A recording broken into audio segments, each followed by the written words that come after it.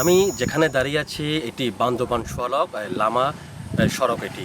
এই সড়কে প্রতিদিন কয়েক হাজার মানুষ চলাচল করে থাকে এবং এই সড়কের তিনটি স্থানে প্রায় ভাঙন সৃষ্টি হয়েছে, যার কারণে এই সড়ক একটি পুরোটাই মৃত্যুপাত পরিণত হয়েছে। আমি যতটুকু জেনেছি বান্দরবান এবং এই লামা বাইপাস সড়কে বিভিন্ন পণ্যবাহী বাহী বাস এবং এছাড়াও বিভিন্ন মোটরসাইকেল পণ্যবাহী এবং শিক্ষার্থীরা এই সড়ক দিয়ে চলাচল করে থাকে।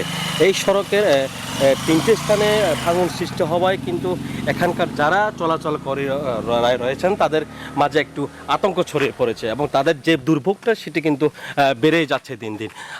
আমরা এই সড়কটিতে পাশে যারা বসবাস করছেন তাদের সাথে কথা বলেছি।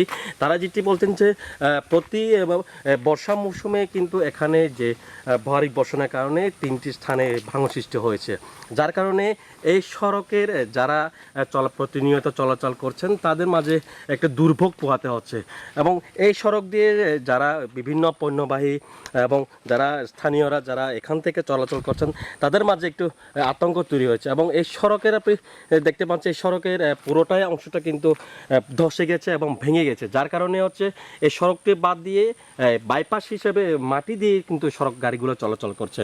আমরা কথা বলেছি এখানকার যারা স্থানীয় বাসিন্দা তাদের সাথে, তারা যেটি জানিয়েছেন যে এই সড়কটি বহুবার সংস্কার না হওয়া 2 বছর ধরে সংস্কার না হওয়ার কারণে এই বাহার ধসে পরিণতি এবং যদি সংস্কার করা হতো তাহলে এই সড়কটি এভাবে ধসে যাওয়ার কথা না বলে তারা জানিয়েছেন। এবং আমি কথা বলেছি এখানকার ইউপি চেয়ারম্যান মায়াঙ্গনোর সাথে, তিনি যেটি বলেছেন যে এই চলতি বর্ষা মরশুমে কিন্তু এই সড়কটি প্রায় ধসে গেছে 3টে স্থানে, যার কারণে চলাচল খুব বিঘ্ন ঘটেছে এখানকার যারা চলাচল করছেন এবং এই বিষয় নিয়ে তারা সংশ্লিষ্ট এলজিডি স্থানীয় সরকার প্রকৌশল এলজিডিকে বিষয়ে তিনি জানিয়েছেন যে এই সড়কটি যাতে দ্রুত সংস্কার করা হয় এবং এখানকার যারা মানুষ রয়েছেন তারা বলছেন যে এই সড়কটি 10 বছর কিংবা 5 বছর স্থায়ীভাবে যদি নির্মাণ করা হয় এবং যদি এটি তদারকি করা হয় তাহলে এই সড়কটি কোনো দুর্ভোগে পোহাতে হবে না বলে মনে করছেন এখানকার বাসিন্দারা।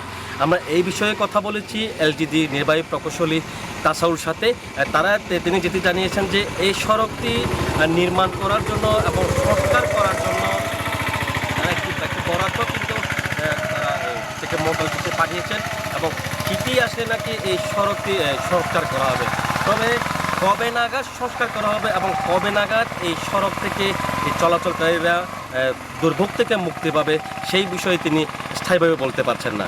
তবে এখানকার যারা মানুষের দাবি দ্রুত এই সড়কটিকে নির্মাণ করে এবং সংস্কার করে যাতায়াতের উপযোগী করার একটা দাবি জানিয়েছেন তারা।